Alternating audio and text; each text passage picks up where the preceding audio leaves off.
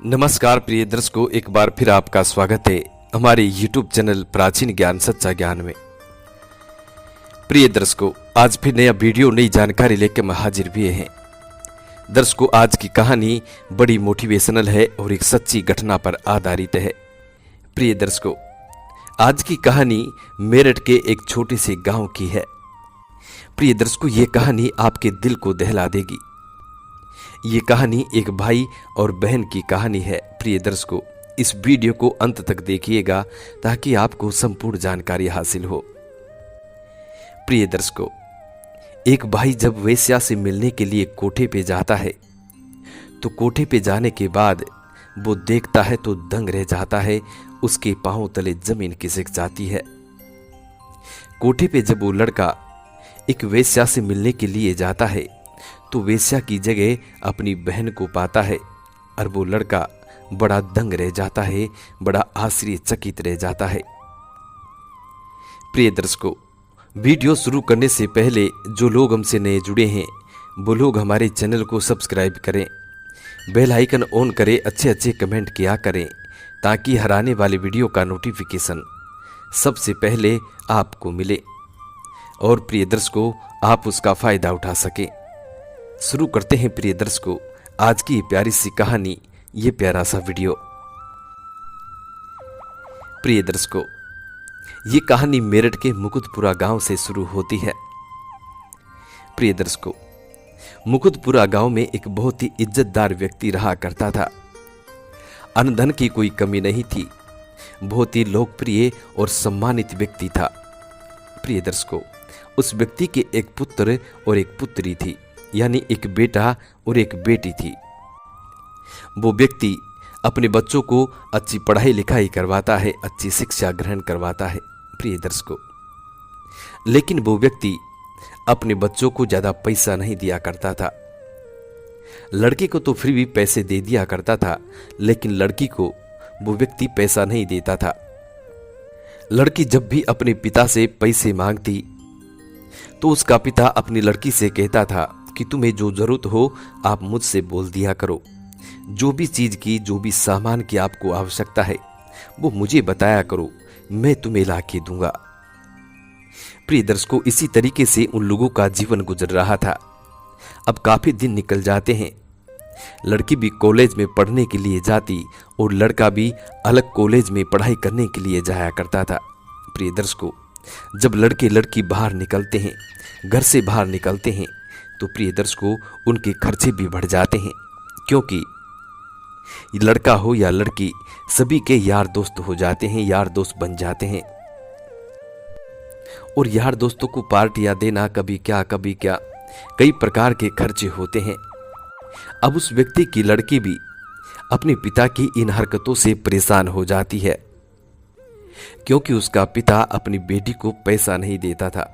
वो लड़की रोज अपने पिता से पैसा मांगती, लेकिन उसका पिता इनकार कर देता। उसका पिता कहता कि तुमको जिस चीज की आवश्यकता है वो मुझसे बोलो, मैं तुम्हें ला के दूंगा, लेकिन पैसे नहीं मिलेंगे। प्रिय दर्शकों, इस तरीके से वो व्यक्ति अपनी बेटी को पैसों के लिए मना कर दिया करता।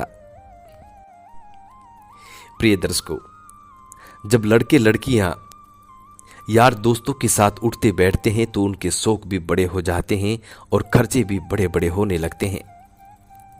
अब वो लड़की का पिता अपनी बेटी को पैसा नहीं देता था। अब वो लड़की इसी चिंता में खोई रहती कि मेरे पास पैसा कहां से आए, जिससे मैं भी अपने यार दोस्तों की तरह खर्चा कर सकूं, मेरा मान सम्मान इन लोगों के सामने ऊंचा कर सकूं। यही सोचकर वो लड़की बड़ी परेशान रहने लगी। प्रिय दर्शकों, अब वो लड़की इसी चिंता को लेकर धीरे धीरे गलत कदम उठाने लगी। अब वो लड़की धीरे धीरे वेश्यावृत्ति का काम करने लगी। वेश्यावृत्ति का काम करने से उसके पास में काफी सारे पैसे आने लगे। जब उसके पास में पैसे आते तो यार दोस्तों को जमकर पार्टियां सार्टियां दिया करती। लेकिन उस लड़की के घर वालों को इस बात की भनक तक नहीं थी कि उनकी लड़की क्या कर रही है।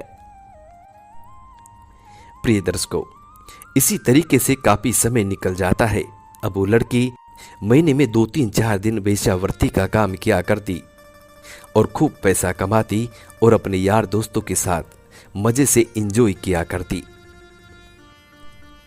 अब जब उस लड़की के पास में पैसे आने लगे तो उसके खर्चे भी और मोटे हो गए और शौक भी बड़े बड़े हो गए। अब वो लड़की शराब वगैरह पीने लगी। अब जैसे उस लड़की के खर्चे भी मोटे हो जाते हैं, शौक भी बड़े हो जाते हैं, तो प्रिय दर्शकों, अब उस लड़की को पैसों की और जरूरत पड़ती है। तो अब वो लड़की एक कोठे वाली आंटी से संपर्क करती है और कोठे वाली आंटी उस लड़की को अपने कोठे पे बुलाने लग जाती है। अब तो वो लड़की कॉलेज भी महीने में 8-10 दिन जाया करती और बाकी समय बाकी दिन उसका कोठे पे गुजरता।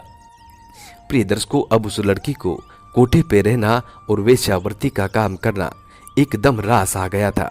अब उस लड़की से रहा भी नहीं जाता यदि वो कोठे पे नहीं जाती।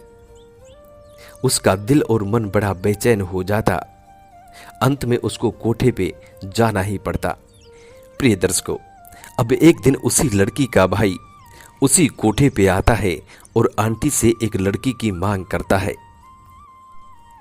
प्रिय दर्शकों, उस आंटी को भी ये मालूम नहीं था कि ये लड़का उसी लड़की का भाई है। प्रिय दर्शकों, उस लड़की ने कोठे में अपना नाम सबीना बता रखा था। असल में उस लड़की का नाम ज्योति था, लेकिन उस लड़की ने कोठे वाली आंटी को और कोठे में आने वाले सभी ग्राहकों को सबीना नाम बता रखा था। प्रिय दर्शकों, जब उस लड़की का भाई कोठे पे जाता है और आंटी से एक लड़की की मांग करता है, तो प्रिय दर्शकों, अब वो आंटी उस लड़की को सबीना नाम की लड़की बताती है। कहती है कि ये लड़की बहुत सुंदर है, जवान है, इष्टपुष्ट है और तुम्हारे लिए फिट रहेगी। इसलिए अब वो लड़की को वो लड़का तय कर लेता है और पूरी रात्रि का जिम्मा लेता है। कहता है कि पूरी रात्रि ये लड़की मेरे पास होनी चाहिए। प्रिय दर्शकों, अब आंटी उस लड़के को सबीना नाम की लड़की तय कर देती है। प्रिय दर्शकों, जब रात्रि का समय होता है 8 बजे वो लड़का उस कोठे वाले के रूम में चले जाता है और इंतजार करता है कि सबीना कब आएगी। प्रिय दर्शकों, अब कुछ ही देर में सबीना भी वहां पहुंच जाती है। जब वो लड़का सबीना को देखता है तो उसके पांव तले जमीन खिसक जाती है। प्रिय दर्शकों, वो सबीना नहीं थी, उसी लड़के की माजाई बहन थी। अपनी बहन को कोठे पे देखकर वो लड़का बड़ा आश्चर्यचकित हो जाता है और पूछने लग जाता है कि ज्योति, तू ये क्या कर रही है और तूने नाम बदलकर अपना नाम सबीना रख रखा है और तुम इस कोठे पे काम करती हो। हमारे घर में किस चीज की कमी है? अनधन की कोई कमी नहीं है, फिर तुम इतना घिनौना काम क्यों कर रही हो? प्रिय दर्शकों, वो लड़का और अपनी बहन से कहता है कि ज्योति, हमारे पिताजी की हमारे गांव में बहुत बड़ी इज्जत है और यदि गांव वालों को इस बात की भनक तक लग गई कि तुम ये काम कर रही हो तो पिताजी की इज्जत मिट्टी में मिल जाएगी। प्रिय दर्शकों, अपने भाई की इतनी बात सुनने के बाद ज्योति पहले तो मना करती है, कहती है कि मैं ज्योति नहीं हूं और मैं सबीना हूं।